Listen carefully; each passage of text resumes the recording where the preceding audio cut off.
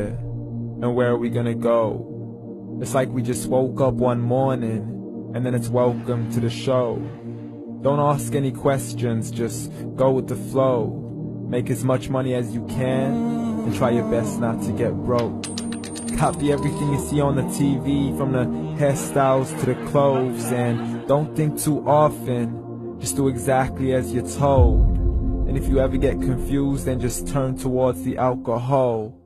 You'll still hear your thoughts, then just turn up the radio as you learn to live a lifestyle of drugs, sex, and rock and roll.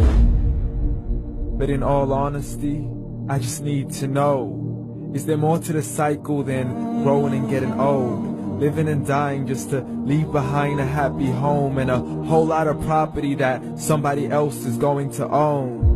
I just really need to know before the casket's closed, 'cause I'm not willing to gamble with my soul, nor am I ready to take any chances. These are just simple life questions and I'm just searching for some answers. Like, what are we doing here? And what is our purpose? How did we get here, and who made us so perfect? And what happens once we go, or is this world all really worth it?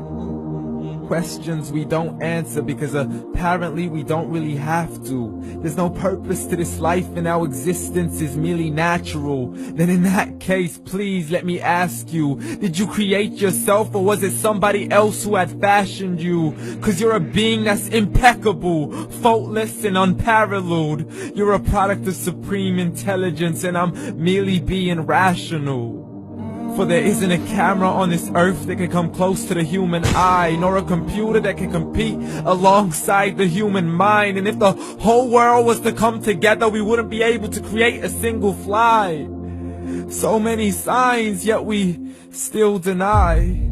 As science tries to justify that all this could come from none, when it's a simple sum. 0 plus 0 plus 0 cannot possibly ever give you 1. So from where did all this order come? But everything has its origins, a maker, a creator of its own. I mean, the only reason you're watching this video is because somebody had to press upload. So we can believe in the Big Bang, but I'd rather believe in He who caused it to explode. Allah, the creator of everything along with every single soul. The ever-living, the master, the only one who is in control. Unlike his creation, beyond our imagination. And no, he's not a man, nor does he have any partners in association. He's on his own. And no, he did not ever leave us alone. Just like every manufacturer, he left us with an instruction manual. The Quran and Islam, and I'm sorry to jump to conclusions, but it's the only one possible. The only definition of God is the one and only supreme being. It's logical, a book with 0 contradictions, with miracles that are both scientific and historical, all revealed over 1400 years ago.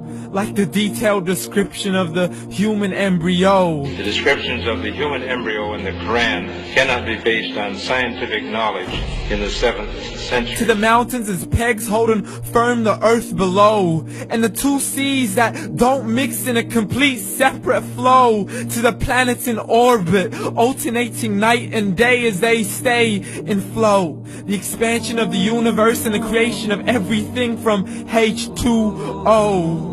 To the stories of the past and the preservation of Pharaoh. To identifying the lowest point in the land where Persia defeated Rome. The gushing fluid that created man in the glands between the ribs and the backbone. And not a word has changed, it's still the same. So please explain how all this was known over 1400 years ago.